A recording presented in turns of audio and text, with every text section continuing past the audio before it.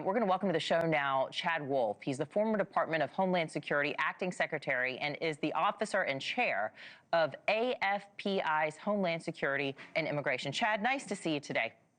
Good to be here. Thank you. The latest that we got out of Governor Walz there, the Minnesota governor, biggest takeaway for me was that he said he had 2 phone calls there with the White House. Things have been less than collaborative, to put it lightly. They've been on a collision course with one another.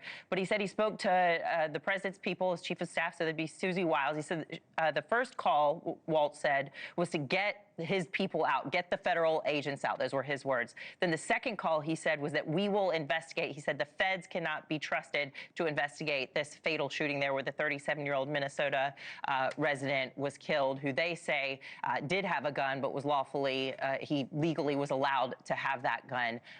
What are your biggest takeaways, and what did you make of the conversations that we're getting a peek inside of between the White House and Walz?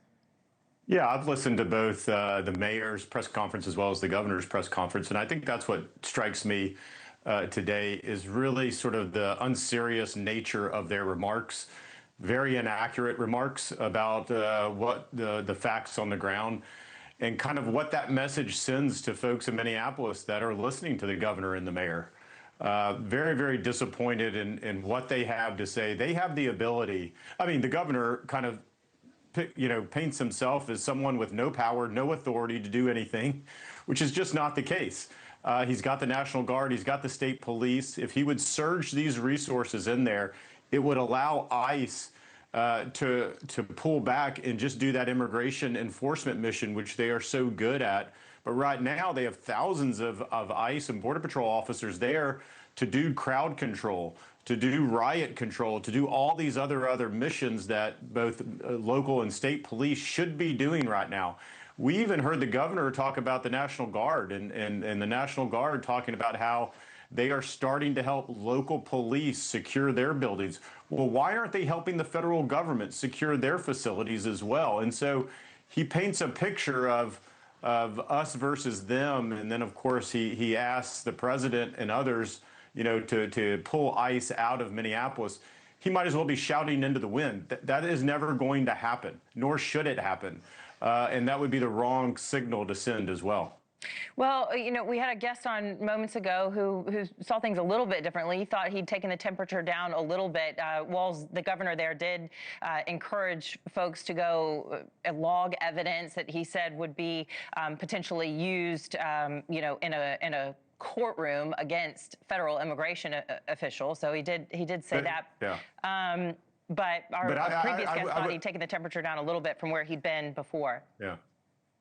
No? Well, where he had been before, maybe, perhaps, because he was so high at that point as well, yeah, from a temperature level. But when you're asking everyday citizens to log evidence, because just by the very nature of that, you're saying that law enforcement did something wrong, or you're very much against him, which has obviously been his theme and throughout these last couple of weeks.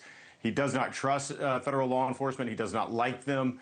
And when you put that message out there, that's when you encourage these protesters to go beyond their First Amendment rights and start being violent and start throwing bricks and ice, which we have seen today on your images and others, and do other things and approach law enforcement with a firearm that has additional magazines, right? This is where things can clearly spiral out of control.